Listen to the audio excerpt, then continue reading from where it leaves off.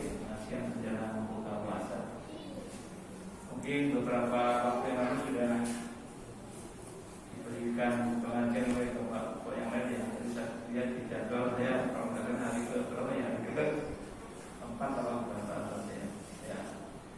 Jadi hari ini saya ingin menyampaikan satu topik atau kajian yang berhubungan dengan kesehatan. Jadi saya itu dulu pernah mendaftar fakultas kedokteran di UNS ya.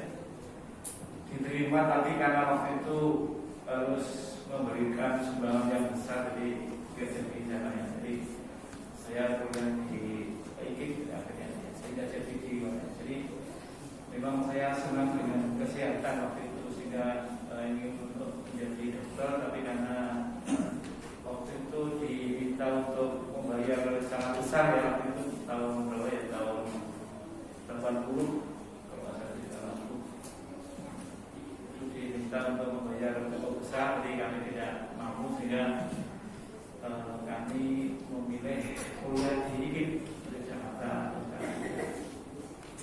Jadi saya ingin tentang kesehatan ya. Jadi Bapak Ibu tentu sangat mendapatkan kita itu sangat sehat ya. Jadi baik kita maupun anak-anak kita maupun suami ya, itu ingin kita sehat ya. Jadi sehat dan juga mungkin kita banyak malam waktu ya. Jadi ada satu istilah yang mungkin Bapak Ibu bisa ya. Jadi kesehatan bukanlah berarti segalanya. Jadi kesehatan bukanlah berarti segalanya. Namun segalanya bisa tidak berarti tanpa kesehatan. Jadi segalanya tidak akan berarti kalau kita nggak sehat. Jadi kalau kita misalnya kaya, kalau nggak sehat nanti uangnya habis untuk berobat ya. Jadi nggak ada artinya. Jadi kesehatan bukanlah berarti segalanya. Jadi bukan berarti segalanya kesehatan. Tapi segalanya bisa tidak berarti tanpa kesehatan. Itu yang mungkin menjadi yang perlu kita ingat agar nanti kita bisa bisa ke depan terus ya.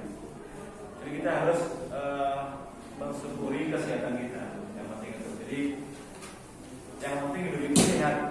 Ya nanti sehat seperti apa akan tunjukkan ya.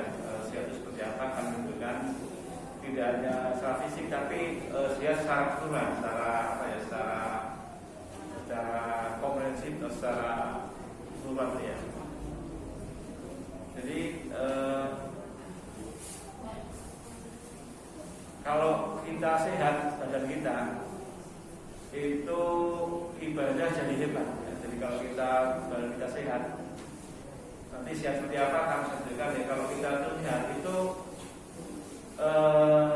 ibadah jadi hebat ya. Jadi kita akan melakukan ibadah dengan sempurna dan juga. Jadi sehat itu apa sih? Sehat itu menurut menurut mungkin saya tunjukkan beberapa sumber yang tersedia. Jadi kita punya Undang-Undang Republik Indonesia Nomor 36 Tahun 2009 tentang kesehatan ya, tentang kesehatan. Apa sebetulnya pengertian sehat itu menurut Undang-Undang Republik Indonesia Nomor 36 Tahun 2009? Yang disebut dengan sehat itu seperti apa sih? Ya. Jadi menurut undang-undang ini yang dimaksud dengan kesehatan adalah keadaan sehat, ya, dan sehat baik secara fisik, ya, juga mental, spiritual maupun sosial.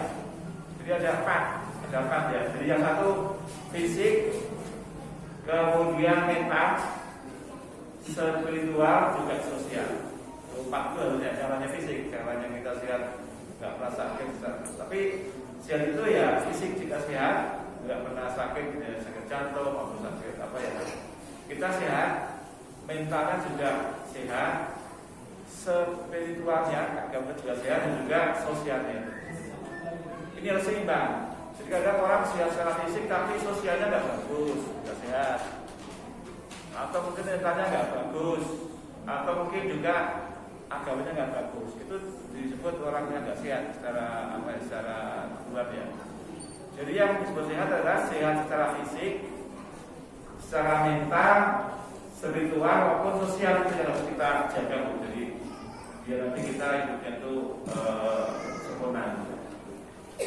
Jadi fisik, mental, spiritual maupun sosial yang memungkinkan kita untuk hidup produktif secara sosial dan juga ekonomis. Jadi kalau kita sehat secara fisik, mental, spiritual, sosial itu kita akan produktif secara sosial dan juga secara ekonomi. Jadi kita kalau orang sehat tuh cari rezeki juga lebih banyak kesempatan daripada orang sehat ya. Jadi itu yang disebut dengan sehat ya, sehat menurut ini. Jadi pendekatannya ada 4, yaitu fisik, sehat secara fisik ya, tidak sakit secara fisik ya. Kemudian secara mental juga nggak sakit, secara sosial juga nggak sakit, secara spiritual juga nggak sakit. Itu yang disebut dengan sehat secara sempurna. Ya. Nah, saya ingin tunjukkan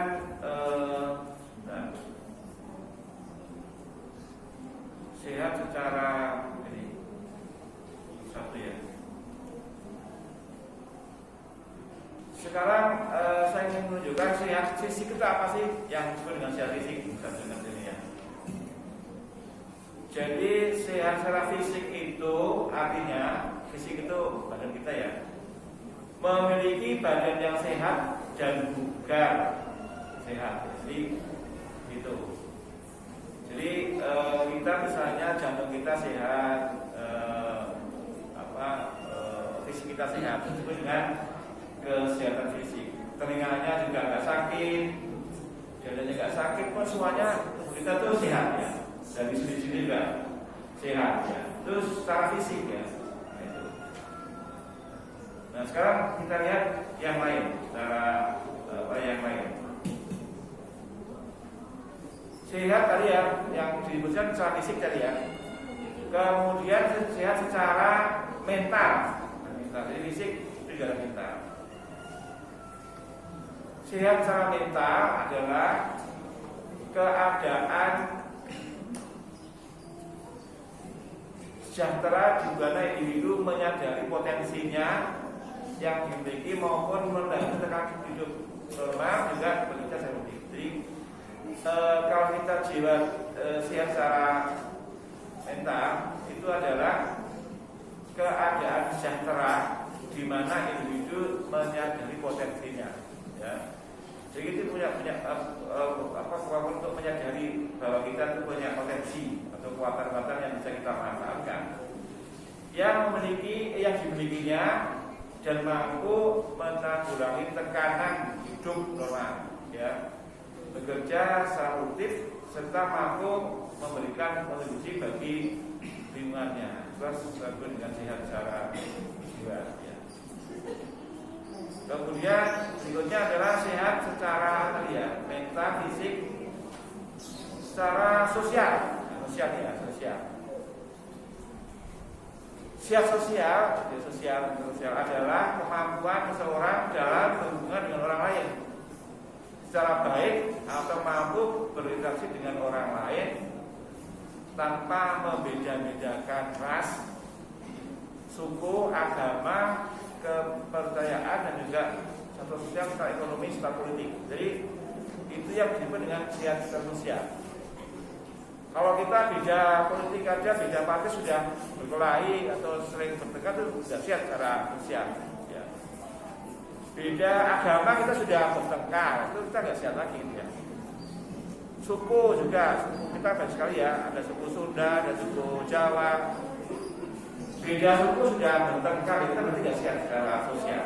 Jadi itu yang disebut dengan kesehatan secara sosial. Kemudian yang terakhir sehat secara mental ya.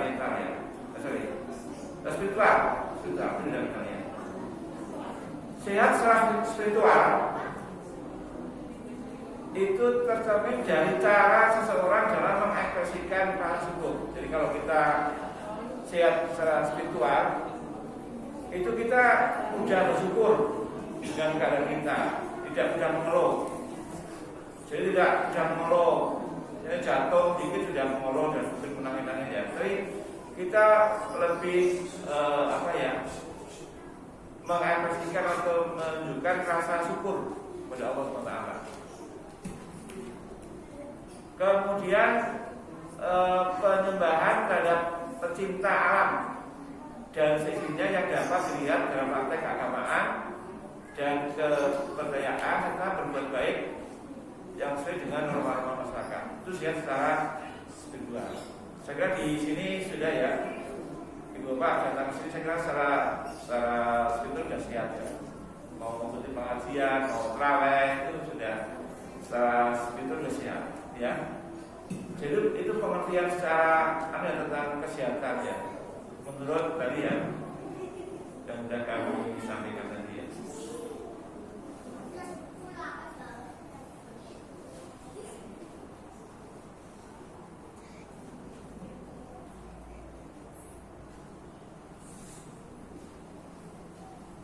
Tadi kita sudah menjelaskan tentang sehat secara fisik tadi ya, kemudian secara mental, secara sosial dan juga secara spiritual. Jadi jangan hanya kita sehat secara fisik, tapi secara sosial gak bagus ya, secara mental gak bagus, itu mungkin kurang sempurna ya. Jadi orang yang sehat secara sempurna, yang sangat sehat itu adalah fisiknya juga sehat, mentalnya juga sehat, sosialnya juga sehat, spiritualnya juga sehat. Kita harus mengikuti itu. Tidak boleh hanya sehat fisik tapi nggak pernah sholat, nggak pernah bersosialisasi, ya. Kemudian mudah down karena mentalnya nggak bagus, itu berarti juga nggak sehat. Itu pengertian sehat menurut tadi ya yang sudah kami jelaskan, yaitu Bapak Ibu bisa membuka dokumen tentang Undang-Undang Indonesia Nomor 36 Tahun 2009 tentang kesehatan, pasal 1 ayat 1. Itu bisa dibaca. Jika kita bisa memahami sehat itu secara sempurna dan juga benar. Jangannya fisik sehat ya. Kemudian kenapa kita sakit? Nah, nih, kenapa kita sakit? Ada berapa yang mungkin belum tahu ya. Jadi kita itu sakit itu bisa dibagi dua ya. Sakit secara karena infeksi ya, atau non infeksi. Ya, infeksi itu misalnya gini. Yang disebut dengan sakit infeksi itu adalah misalnya karena bakteri, atau karena virus, atau karena jamur, itu juga termasuk infeksi, atau karena parasit yang lain, itu termasuk sakit karena infeksi. Atau yang non infeksi, misalnya kita trauma, kita mengalami trauma, misalnya karena pernah mengalami suatu kejadian yang sangat mengerikan mungkin ya, kita trauma ya, tidak mau melakukan itu ya, atau juga keracunan misalnya gitu, keracunan termasuk yang non fisik ya. Jadi sakit itu bisa infeksi, bisa non infeksi ya. Nah, apa yang membuat kita sakit ya? Apa yang membuat kita sakit? Yang pertama adalah diet tidak sehat. Yang pertama itu, jadi kita mungkin makan makanan yang tidak sehat, ya, yang misalnya mengandung gula yang sangat tinggi, ya misalnya yang manis-manis sangat manis dan banyak yang kita makan, itu bisa membuat diabetes. Jadi kita penyakit gula gitu. Atau ketidakaktifan fisik kita. itu juga membuat kita sakit. Jadi kita mungkin tidak pernah berolahraga, tidak pernah mungkin naik sepeda atau mungkin lari ya, itu bisa membuat diabetes juga ya, bisa juga itu kalau kita tidak melakukan tidak menjaga kesehatan fisik ya. Kemudian juga kalau kita suka merokok, ini ada nggak yang merokok ini ya? Saya kok jarang atau belum menemukan orang yang suka merokok ya jadi, yang setiap hari merokok itu ya. Hampir mungkin satu hari bisa 10 bungkus atau bungkus itu juga membuat nanti bisa membuat kegemukan ya, obesitas, atau juga bisa membuat kita asma ya.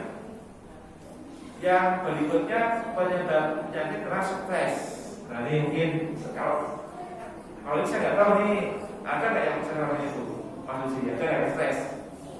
Stres mungkin karena apa ya nggak tahu ya, mungkin karena keluarganya, karena suaminya, atau karena anaknya, atau mungkin karena kondisi ekonominya juga bisa kita mengalami sakit yang membentak sakit ya, stres. Jadi stres itu bisa membentak sakit. Maka kita kalau bisa jangan stres ya. Hidup itu jari dengan sangat baik ya. Jadi jangan jangan suka mengeluh. Jangan melihat kurangnya. Kita itu hidup sudah sangat bagus ya. Allah sudah memberi kita berbagai macam kelebihan dan hidayah.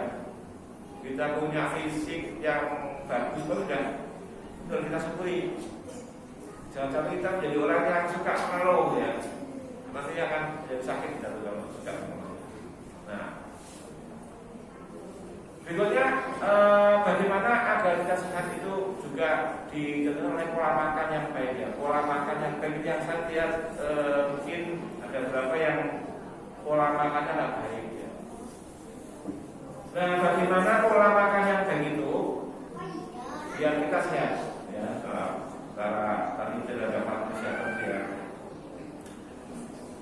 Jadi kita harus mengatur makan kita Bu. Kita harus mengatur makan kita. Makan aja. Makan kita sehari itu diatur. Jangan sampai kita tidak mengatur waktunya, tidak mengatur porsinya. Harus kita atur ya. Yang pertama, yang dimakan itu harus dipilih yang halal dan thayyib. Jadi yang kita makan itu harus sesuatu yang thayyib dan halal ya. Jadi kadang halal tapi nggak thayyib ya juga. Jadi orang yang kadang kita menderita satu penyakit yang tidak boleh makan apa walaupun itu halal, kita nggak boleh. Jadi halal tapi nggak thayyib itu tidak baik untuk kita. Makanya tidak semua yang halal itu baik untuk kita. Tidak semua yang halal itu baik untuk kita dari aspek kesehatan. Maka kita harus jangan makan itu. Tapi itu harus tahu apa-apa yang membuat darah kita tinggi gitu. Yang membuat darah kita tinggi itu apa? Itu jangan sampai kita misalnya makan makanan yang membuat darah kita tinggi. Atau mungkin juga yang membuat kolesterol kita tinggi itu apa? Itu jangan dimakan ya. Atau makan tidak saja. Jadi yang dimakan itu dua, harus yang thayyib dan halal. Halal beruntung untuk kita karena yang halal itu beruntung baik untuk kita dari segi kalau berlebihan dalam memakan itu. Maka pengatur makan yang baik itu yang dimakan itu halal dan thayyib. Jangan hanya halal ya, tapi thayyib juga Bu. Jadi jangan hanya halal. Halal tapi mungkin nggak baik untuk kita itu jangan dimakan. Atau dimakan ya sedikit aja lah, nggak usah terlalu banyak dulu.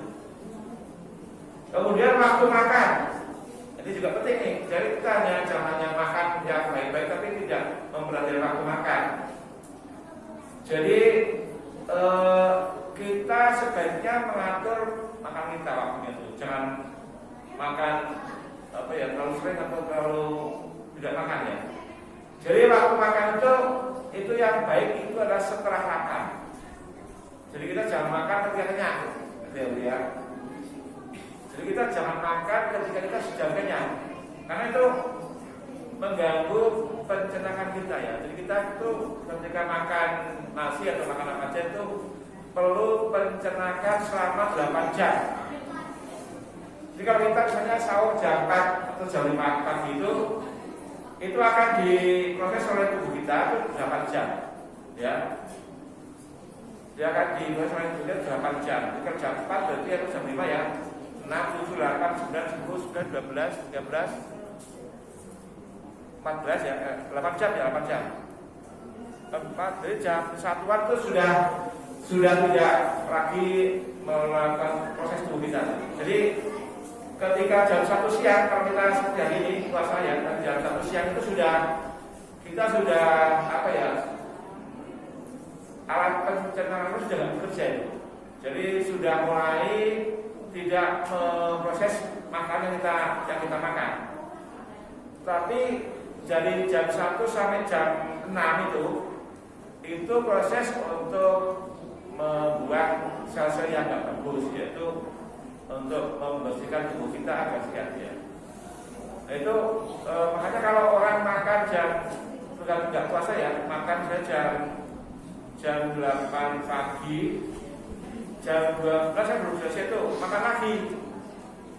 Kemudian jam 6 sore belum selesai juga makan lagi. Maka kalau kita makannya terlalu sering atau terlalu banyak itu tidak sehat juga ya. Jadi yang perlu kita satu itu.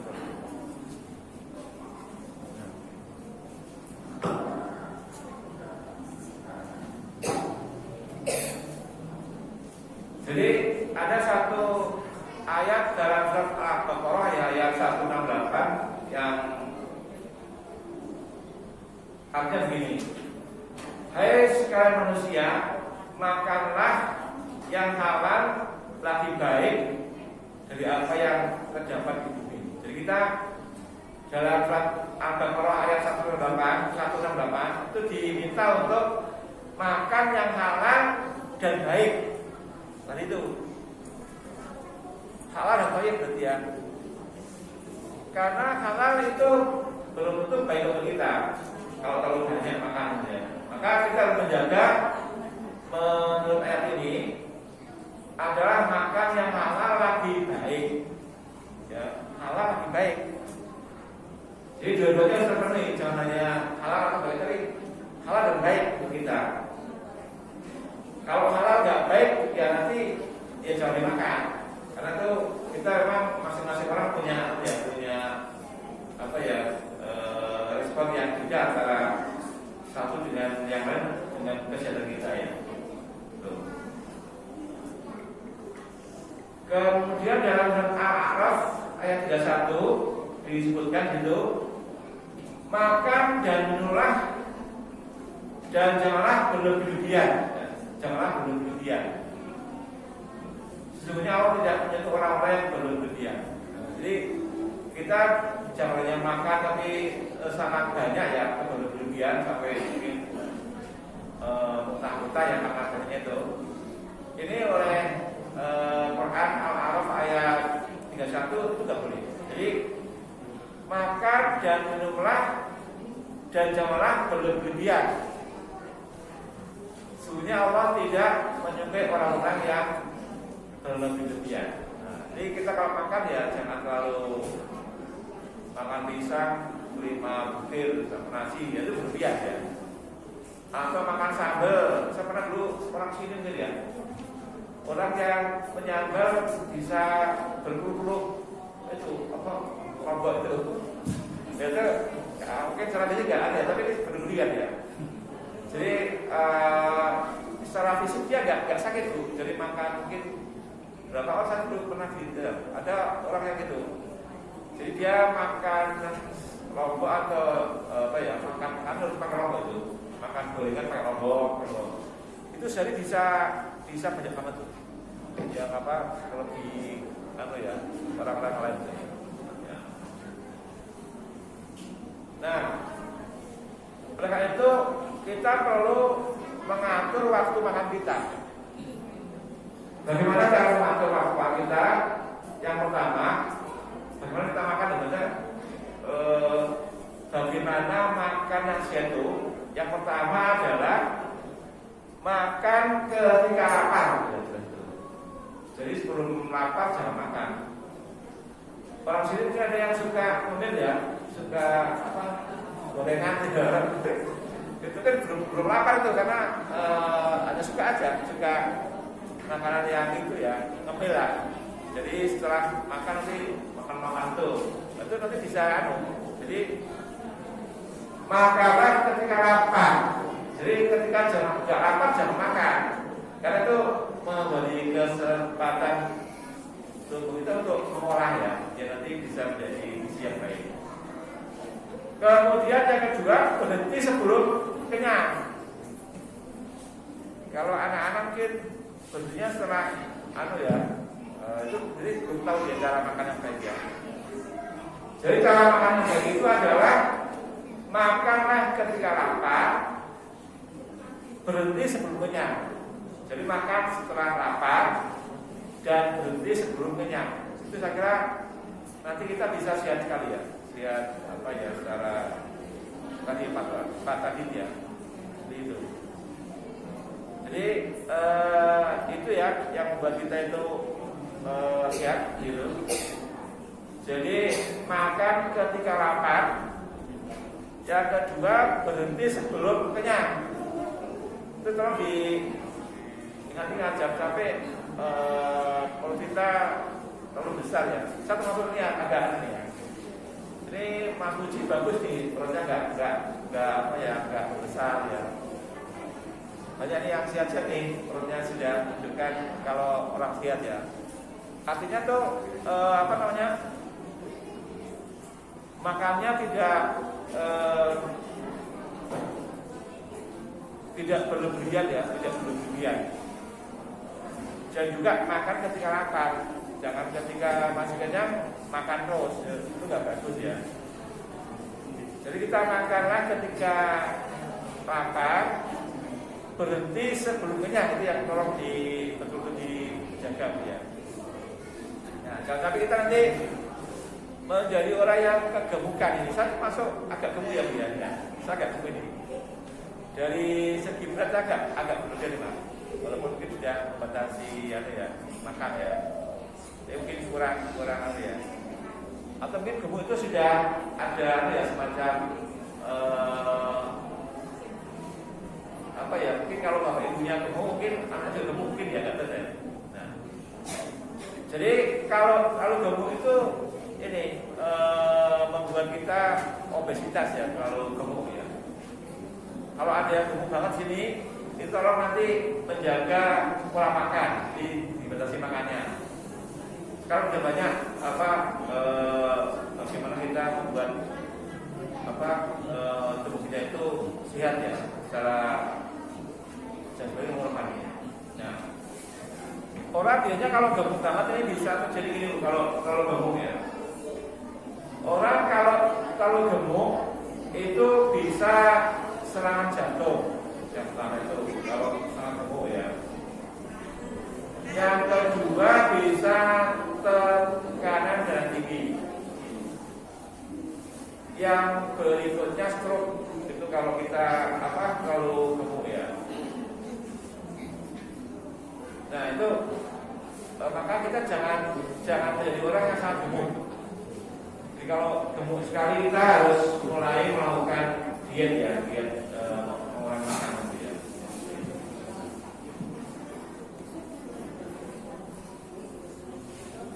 Oleh karena itu bagaimana tips makan yang baik ya? Bagaimana cara makan yang baik?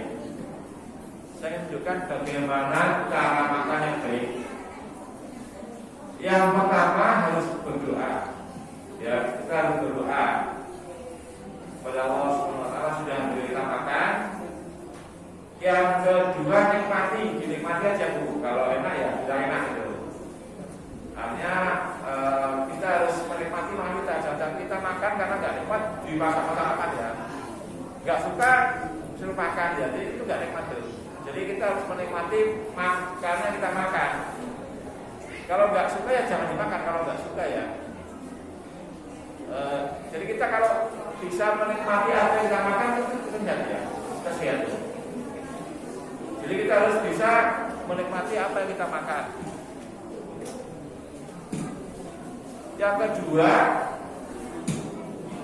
harus membatasi. Yang kedua, harus membatasi, jangan terlalu banyak makannya, jangan terlalu banyak lemaknya. Misalnya makan gorengan terlalu banyak itu juga bagus ya. Jadi kita harus membatasi diri. Jadi selain menikmati, kita harus membatasi diri. Yang berikutnya juga harus mengimbangi. Jangan hanya makan yang kita sukai. Makan yang itu pastinya prima sempurna ya. Jadi jangannya yang gorengan terus atau nasi terus, nggak pernah yang lainnya itu nggak bagus ya. Nah, saya ingin menunjukkan beberapa yang yang mungkin jenis makanan yang pantang untuk dikonsumsi karena kandungan kolesterol yang sangat tinggi. Ini tolong ini dibatasi dulu ya. Yang mengandung kolesterol yang tinggi itu misalnya Bu, ini yang pertama, telur burung puyuh. Ada suka Bu telur burung puyuh Bu? Jadi telur burung puyuh itu kolesterolnya itu per 10 gram itu 3.640 itu kolesterolnya. Ini sebaiknya jangan terlalu banyak makan telur burung puyuh, jangan terlalu banyak. Ya mungkin seminggu sekali lah itu boleh makan, jangan terlalu banyak. Kalau tiap hari makan telur burung puyuh nanti bisa berbahaya. Kemudian otak babi. Nanti kalau babi kita nggak makan ya, apa itu otaknya? Atau otak sapi itu juga bagus ya. Nggak bagus itu sering kan kalau apa tuh kita sering menyembelih sapi ya, kalau itu jangan dimakan otaknya karena ini mengandung kolesterol yang tinggi yaitu 2.300. Kuning telur ayam, nah ini mungkin Bu sering ya memakan kuning telur ayam, ini sering mungkin ya. Ini juga mengandung 2.000 per meninggalnya 1.000 gram, per 10 gram itu mengandung 2.000. Kemudian cumi-cumi. Cumi-cumi juga kalau bisa dihindari ya Pak. Ya makan tapi mungkin sedikit aja ya, jangan terlalu banyak makan. Nah ini itu yang meningkatkan kolesterol. Yang berikutnya adalah makanan yang berbahaya nih, yang berbahaya untuk konsumsi. Yaitu yang pertama adalah jeruan kambing. Nah ini berbahaya nih Pak. Seperti yang sudah ada ya. Jeruan kambing itu kita cerita kalau menjeruan kambing itu sering kan kita tahu jeruan kambing ya. Kemudian yang berikutnya kerang putih. Jeruan babi juga jeruan sapi sama nih, enggak sehat ya. Jadi kita kalau bisa kalau pas Idul Adha jangan banyak makan jeruan sapi.